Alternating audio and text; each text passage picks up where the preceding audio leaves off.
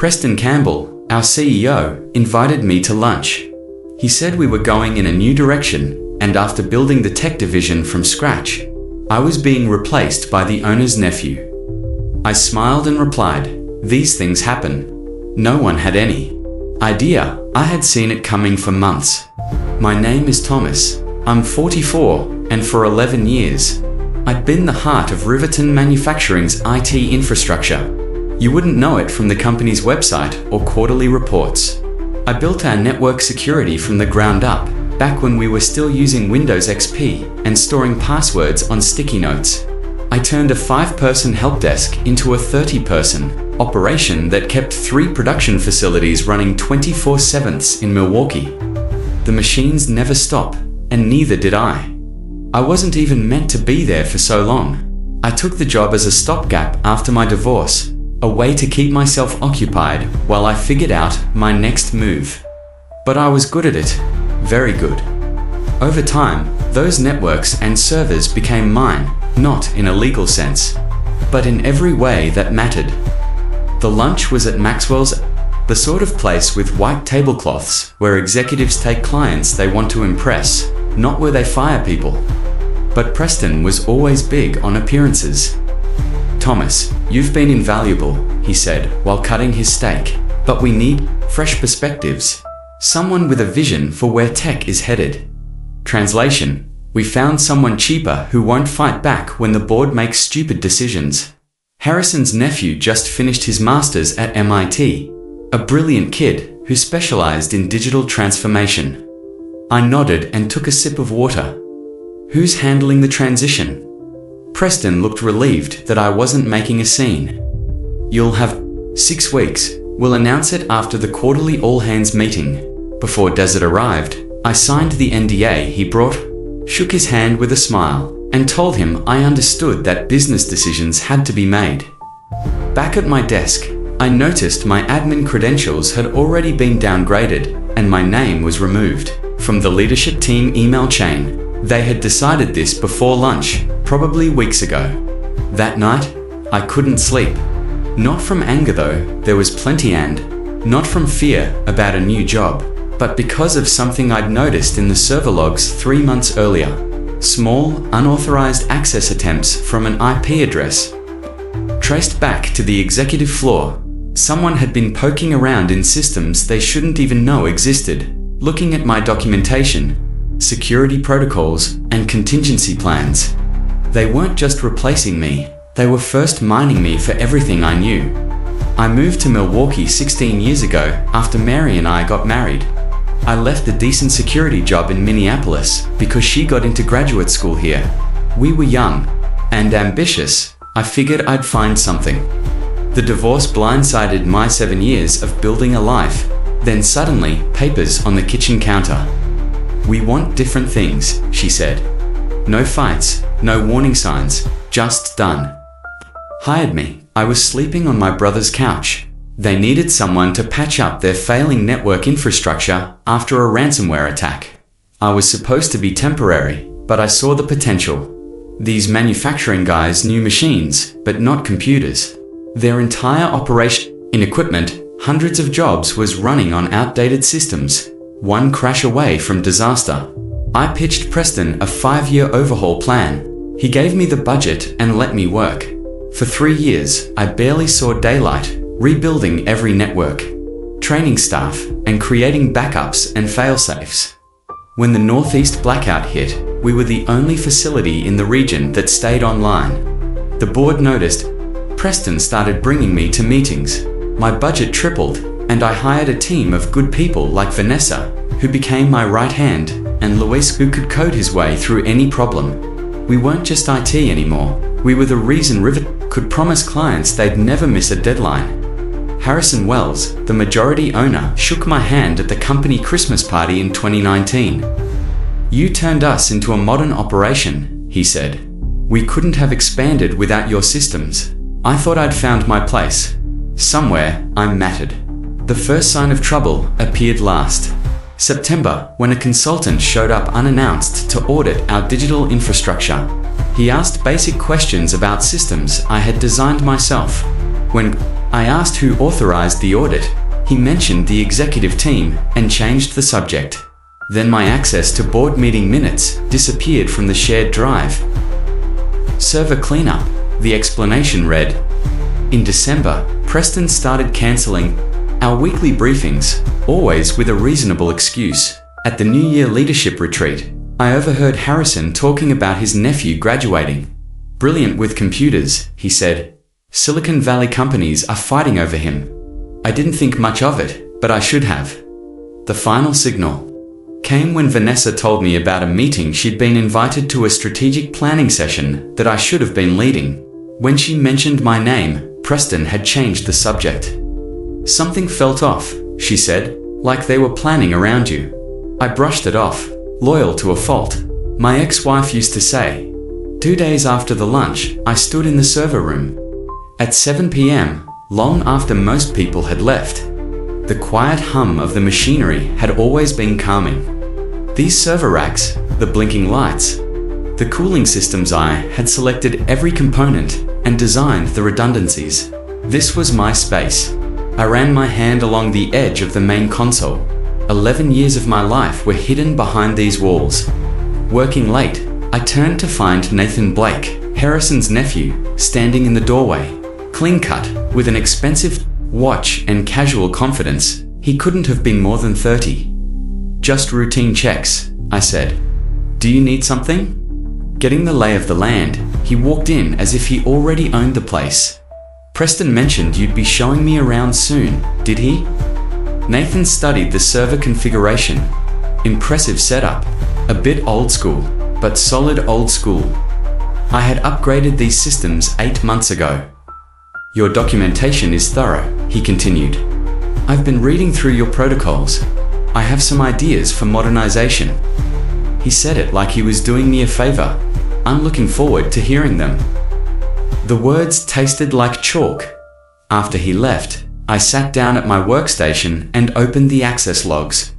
Nathan's credentials had been created 3 weeks before my lunch with Preston. He had been given administrator access and had already viewed my entire documentation library. I pulled out my phone and texted Luis. Can you meet tomorrow before work? Coffee at Joe's. 6:30. That night, I drove to the lakefront and parked where Mary and I used to watch sunsets. The water was black under the winter sky. I thought about the day Preston had promoted me to director. You're the backbone of this place, he'd said. We couldn't run without you. Turns out, backbones are replaceable. Louise was already at the coffee shop when I arrived the next morning, with dark circles under his eyes. He knew something was wrong. They're phasing me out, I said without preamble. He nodded slowly. I figured, they've been asking weird questions, having me explain your systems. When, for a couple of weeks now, he said, looking down at his coffee. I'm sorry, man. I should have told you. I didn't blame him. Luis had kids and a mortgage. What's your plan? He asked. I hadn't realized I had one until he asked. But sitting there, watching the early morning commuters hustle past the window, something settled inside me, a clarity I hadn't felt since finding Mary's divorce papers. They think everything is in the documentation, I said quietly. But we both know it's not. Luis leaned forward. The proprietary tools, the workarounds ... I nodded. The patches I built that aren't in any manual. The custom monitoring system, the client interface no one else fully understands. Thomas, I'm not going to sabotage anything, he said. But I'm not going to give away what's mine either. Luis studied me for a moment, then nodded. He understood. I need copies of everything I developed personally, I said. And I need to know who's still loyal. The official announcement came during the Alhance meeting the following week. Preston stood at the podium, talking about exciting transitions and fresh perspectives. Nathan stood beside him, smiling politely at the appropriate moments. Thomas has been instrumental in building our IT infrastructure, Preston said without looking at me, and we're grateful for his contributions as he helps us transition to Nathan's leadership over the next 6 weeks. Murmurs rippled through the room. Most of the IT team looked shocked. Vanessa's eyes found mine from across the room. A silent question. I gave her the smallest of nods. After the meeting, I requested a sit-down with Preston and HR. I pointed out that several of the systems Nathan would be taking over were built by me outside of normal work hours, using my own development framework. The employment contract is clear, said Diane from HR, sliding a document across the table. Anything developed during your tenure is company property. Not everything, I countered. The System Sync interface was developed before I joined. I licensed it to the company, but retained ownership. It's right there in the original agreement. Preston shifted uncomfortably. That was 10 years ago, Thomas. The company has evolved. So has System Sync, I replied. Every update, every integration, was built on my original code. I leaned forward. I'm not trying to be difficult. I just want proper compensation for my intellectual property. Preston and Diane exchanged glances. We'll look into it, Preston finally said. In the meantime, please focus on the transition with Nathan. I knew that look. They were stalling. The next morning, my access to the development servers was restricted. Security protocol during transition periods, the automated email read. Nathan called a team meeting without inviting me. When I showed up anyway, he seemed annoyed but quickly covered it. Thomas, glad you could join us. I was just outlining some changes to the network architecture. I leaned against the doorframe. Interesting. Which architecture specifically? The main production floor systems, he said confidently. We're going to streamline the protocols. Those protocols prevent machine failures under peak load, I said evenly. They're custom designed for our equipment. Nathan's smile tightened. Modern systems don't require such complex workarounds. They're not workarounds, Vanessa interjected. They're necessary adaptations for our specific hardware. Thomas designed them after the 2018 failure. The room fell silent. Nathan's confidence wavered for a moment, then he recovered. Well, I appreciate the historical perspective, but we're moving forward with the streamlining. He turned to the whiteboard, effectively dismissing me. Later that day, I received an email from legal. The company was asserting full ownership of all systems, including System Sync, citing a clause about integrated technologies becoming company property. They offered me a technology acquisition bonus of $5,000. The real betrayal came the next day. I discovered Nathan had scheduled one-on-one meetings with each of my team members, not for transition discussions, but for full job evaluations. He was assessing who to keep. Luis texted me afterward. He asked if your systems were really necessary, or just overcomplicated, fishing for criticism. That night, I found an email from one of our suppliers in my personal account. They were confused about the new licensing agreement Riverton had sent over, one I knew nothing about. I pulled up the document. Preston had signed a deal transferring all my custom supplier integrations to a third-party vendor, Nathan's former classmate's startup. They weren't just pushing me out. They were dismantling everything I'd built and selling it off. When I tried to access the backup servers to retrieve my original code, I found my credentials revoked entirely. Game on. I needed leverage, and I needed it fast. Riverton hadn't just been careless, they'd been calculating. The timeline was becoming clear. Nathan had been brought in months ago, studying my systems, preparing to replace me while extracting everything I knew. That night, I reached out to Darren Phillips, a network security specialist I'd worked with years ago. We met at a diner off the highway, the kind of place executives like Preston would never set foot in. Legally, you're in a tough spot, Darren said after I explained the situation. But there's something that doesn't add up. Why push you out? Now, the company's doing well. That's what I can't figure out, I admitted. Let me dig around, he offered. Just information gathering, nothing intrusive. 2 days later, Darren called me at 11 p.m. You need to see this. He'd found SEC filings showing that Riverton was preparing for acquisition. TechCore Industries, a manufacturing conglomerate from Boston, was in late-stage talks to buy them out. The deal was contingent on Riverton demonstrating modernized technical infrastructure and transitional leadership. They're cleaning house to make the sale look better, Darren explained. And your systems are a major selling point. The valuation specifically mentions the proprietary manufacturing management interface, My Interface, System Sync. There's more, Darren continued. Harrison Wells cashed out most of his shares last quarter. The acquisition would mainly benefit Preston and the executive team. They get golden parachutes and executive positions at TechCore. The piece that broke me wasn't the acquisition. It was finding emails showing Preston and Harrison had discussed replacing me more than 6 months ago. While I was pulling on to fix a major security breach, they were interviewing Nathan. I drove to the old industrial park where I'd first sketched the system sync architecture.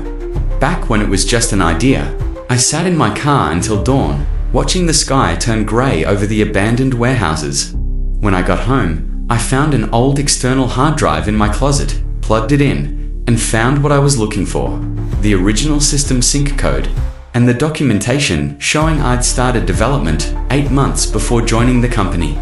I also found the emails, Preston specifically requesting that I integrate system sync with Riverton's systems, his acknowledgement that it was my proprietary tool, and his promise that we'd formalize ownership once things settled down. I had trusted him. Fool me. The next day, Nathan called me into a meeting with Preston and Diane from HR. We're accelerating the transition, Preston said without preamble. Your last day will be next Friday. 2 weeks instead of 6, I noted. Any particular reason?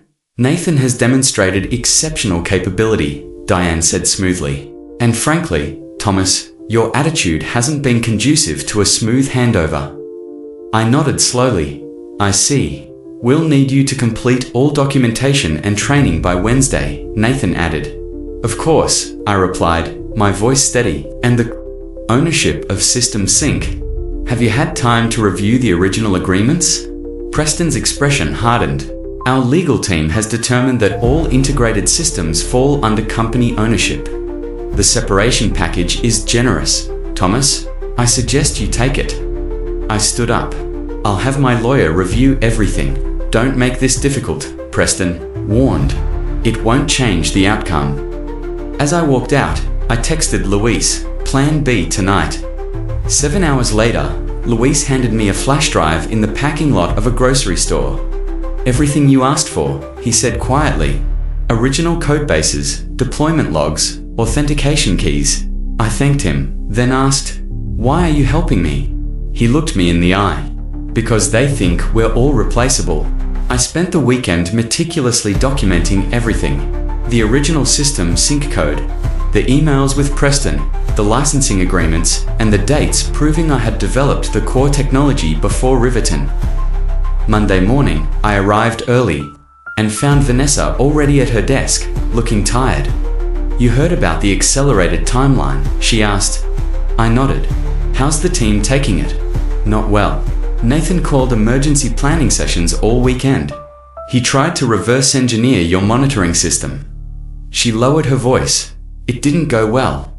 3 alerts from the production floor got missed. Anyone hurt? No. But they had to shut down line 3 for 4 hours. It cost about $40,000 in lost production. I kept my expression neutral. Sorry to hear that, Thomas. She hesitated. I think I'm next. Nathan's been asking if my role is necessary. I had suspected as much. Vanessa knew too much about how things really worked. Do you trust me? I asked quietly. She didn't hesitate. Completely. I slid a sealed envelope across her desk. If anything unusual happens this week, open this. It explains everything. That afternoon, I met with 3 separate patent attorneys. I paid rush fees to file provisional patents on key aspects of System Sync, not the whole system, just the critical components that made it work with the manufacturing equipment. On Tuesday, I completed all the transition documentation Nathan requested, attended his planning meeting, and politely answered questions. The model employee. Meanwhile, Darren was helping me set up a secure server offsite. By midnight, I had transferred all my original code there and created a standalone version of System Sync that would run independently of Riverton's infrastructure. Wednesday morning. I found an email from TechCore Industries in my personal account, an invitation to discuss mutual business interests at their regional office. They'd heard I was leaving Riverton and were interested in my expertise. Someone was hedging their bets. I forwarded the email to my lawyer, then called TechCore's VP of Operations, suggesting we meet after my official departure from Riverton. He agreed immediately. That night, I executed the key part of my plan. Using the access credentials Luis had saved, I updated 3 critical components of System Sync. I added digital signature verification that would check if the code had been modified by unauthorized parties. I updated the license to expire in exactly 8 days, the day after my official departure. I had created a clean legal transition path. The system would continue functioning if a proper licensing agreement was signed. Nothing destructive, nothing malicious, just protecting what was mine. On Thursday, Nathan pulled me into his office. "Some of the team members say you've been acting strangely," he said. "Anything I should know about?" "Just focused on wrapping everything up," I replied. He studied me suspiciously. "We're changing all system passwords and access credentials tomorrow after your departure. Standard procedure." "Makes sense," I said, "though it won't affect the core functionality of System Sync." Meaning, just that the system is designed to work regardless of admin changes. That's the beauty of it. I could see him trying to decide if I was making a threat or just being informative. He chose wrong. "I think we're good here," he dismissed me. "Legal will meet with you tomorrow for final paperwork." As I walked out, Preston passed me in the hallway. He barely nodded. 11 years reduced to that. By midnight, everything was in place. I sent one final email to my private server. Verification sequence Alpha 7 complete. The countdown had begun. Friday morning, I turned in my badge, signed the exit paperwork, and declined the celebration lunch Nathan had organized. Much to Preston's visible relief, as I walked to my car, Luis called. "It's done," he said. "Nathan just changed all the admin passwords. They're doing a full system review this afternoon." "Thanks for letting me know," I said, keeping my voice neutral. "What happens now?" he asked. "Now, we wait." I spent the weekend at home, ignoring calls from unknown numbers, and slept better than I had in months. Monday morning at 9:17 a.m., exactly when the production floor shifted to peak operation, every instance of System Sync across 3 facilities displayed the same message. "License expired. Please contact the developer to renew." By 9:20, the first production line halted. By 9:45, all 3 facilities